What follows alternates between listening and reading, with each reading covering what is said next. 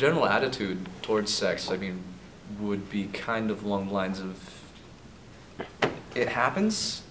Well, at least in my sphere of people I know and talk to, there's some kind of profound apathy that everybody seems to have about sex. I don't think it's a problem. I also don't think it's that common, and if they're going to have it, they're going to have it. There's nothing really that we can change about it.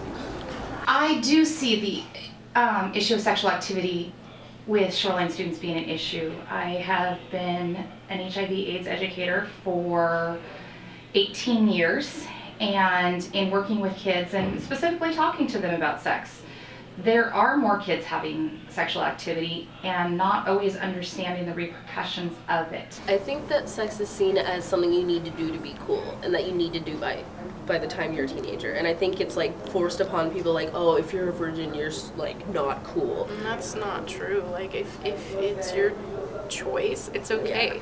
I think as a society we permit sexual promiscuity too much. Not to sound old-fashioned, but it very much is for mature audiences, and I think it keeps getting younger and younger and younger. I wouldn't say there's a problem. I think healthy is kind of a matter of personal opinion. I know a lot of parents and even many students may consider what some do to be unhealthy. I think as long as people are keeping it under their own personal control and not putting their physical health at risk, then it's a personal decision, and many of us are old enough and capable enough to make that decision for themselves. I do think it's a personal decision, however, our personal lives do affect our everyday lives.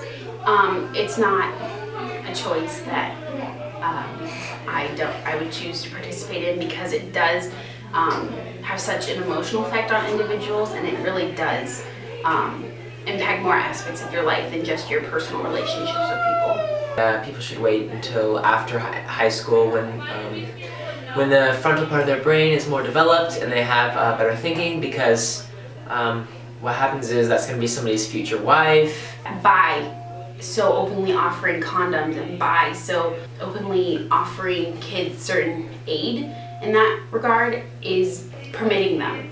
And so I do think it is an issue, and I do think we need, in a way, to tone back how permitting we are of it, but at the same time we do need to educate them and tell them it's bad, because it is in everyone's mind. You get habits of sleeping around in high school, and then it just escalates after that, and it always gets you into trouble, so yeah. It is no longer progressive to say that sex is a terrible thing, something that a person should be embarrassed about or afraid to talk about, and I think that a more positive atmosphere needs to be encouraged. Even if you do encourage them to be abstinent, the ones that want to have sex are going to have it. The school can teach people about abstinence, and they can tell them that it is indeed a perfectly valid way to not have any worries about sex. But I think it is the individual's choice whether or not they should abstain or not. Kids are gonna be against that regardless. In a perfect world, there would be no underage sex, and that just wouldn't happen. But we're all like hormonal and crazy, and that's just how it works. So it's gonna happen, so we might as well prepare for the worst. Shorecrest should not teach abstinence-only sex ed, because in all ways school is supposed to be an objective environment. You cannot have objectivity if you are basically ignoring all normal human compulsions and urges and nature. You can't disregard how humans feel about each other, how humans want to engage with each other.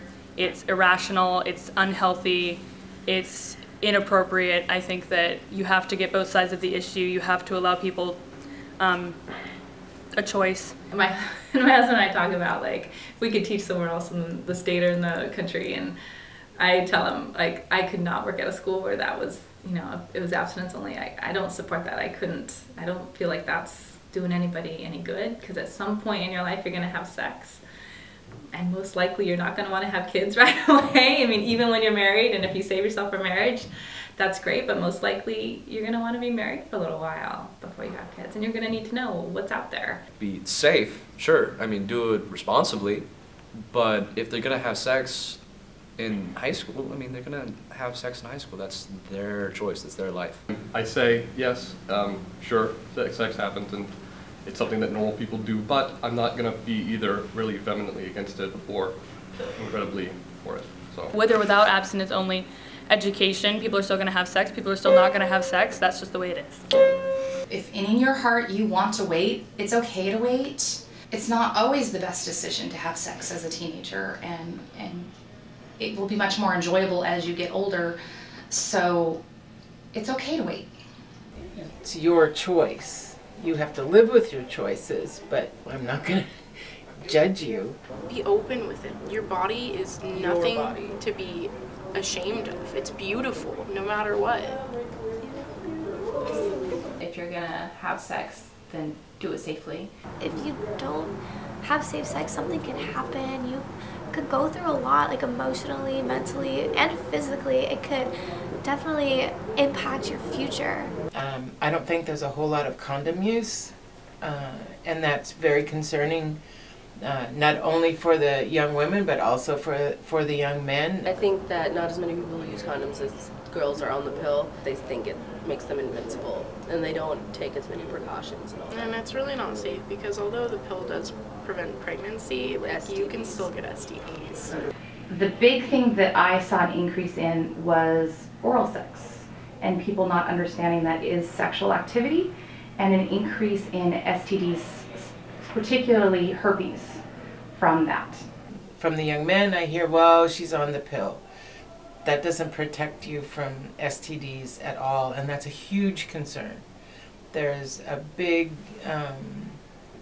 increase in STDs, and it's so simple to protect yourself.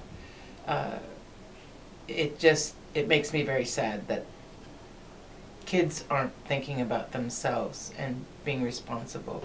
I made sure my sexual partner was tested before we started sex. I do too. Without condoms, because we don't use condoms because that sucks shit.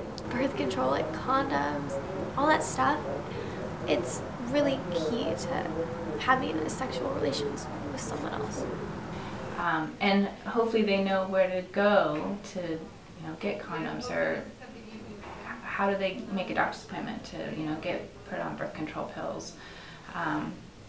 But that they know what they would want, what they would choose for themselves, and then how to access that. And hopefully that's one of the main things that they get out of my class. Do I think if the current sexual health curriculum is comprehensive enough for kids today? I think it is. I think we have a great resource. The sexual health program here I think is very good. I think generally we're very lucky in our district and our state to get a fairly comprehensive sexual education.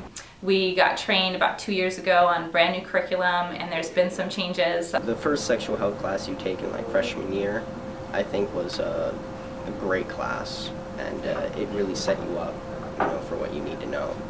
Other schools, they don't teach you about, protection or contraception. They don't teach you really what you need to know. They just tell you, just try not to have sex. There are limits to, I think, what we can explore and guide kids with in the classroom. Well, the last class that I took at Shorecrest was one freshman year. I don't actually remember anything that went on in it. Like, I think that Shorecrest is good at explaining things and stuff, but I definitely learned from personal experience. What I can remember from it is just the same thing that's been taught the last couple of years, which is basically HIV/AIDS, going over that again, sexually transmitted diseases, condom use, a little bit of safe sex, but what I wish there was more of was open discussion in the classroom, which is a distinct lack of. I really don't feel like I learned that much about that stuff when I was younger. I just know that they showed me different ways to protect myself. It needs to be more in-depth and more explicit. I think that it should go in the psychology behind it and the social implications. Best case scenario would that it would every year be a part of every grade level curriculum.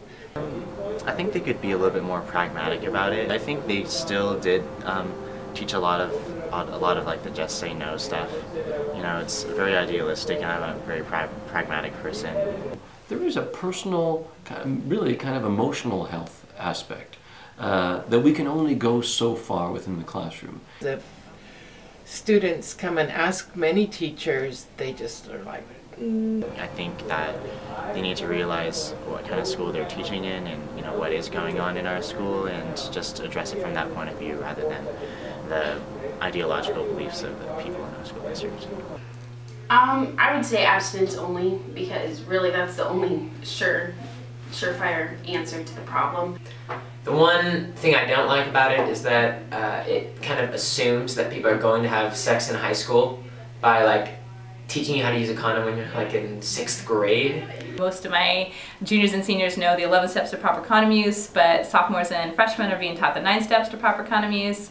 I think presenting all the options is very important, and I think it's important that kids understand that, but I also don't necessarily think it's necessary when a child is 13 and 14. I think they should make it a little less comprehensive early on. Instead of just talking about like penis and vagina sex, we need to talk more like about oral and anal and all that stuff. We need to go through like all of the stuff that is counted as sexual activity.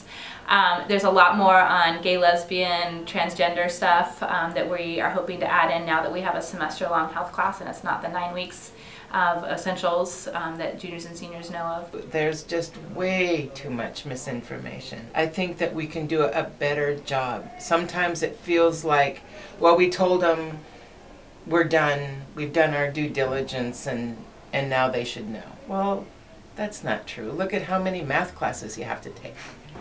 There's so many different ways to have sex and different like things about it that we should talk about more. It's not just a boy and a girl. Like, Yeah, there's, that's what I was gonna There's say. different types of sex. I wish it was more open. It doesn't feel like kids have a safe place to go to get information. But I feel like if you really do want to talk to our health teachers here, they are very open. I'm very close to some of them. They're not afraid to talk about it. They do it in class. They'll talk to you about it in person. It's easy. I feel like the class will not teach you as much as you want to know, but if you have questions, you can definitely go in. You have teachers who are willing to talk to you, willing to teach you, what you need to know about contraception and protection, everything really. The more adults we have who are on board and comfortable, the better it is for students to know that they can go anywhere and get really good positive information. I do think there's probably more that we could do in terms of appropriate delivery of kind of emotional well-being content. Again, from our perspective as an educational institution, we always have to be mindful of not tending in towards overwhelmingly or unduly invading a kid's personal life. So I'm very conscious of that balance and very sensitive to that, and I know that our staff is as well. So content-wise, yes, comprehensive plenty. That doesn't necessarily capture the need for emotional support. And I think education is the most powerful thing you can do to make sure you make the right decision.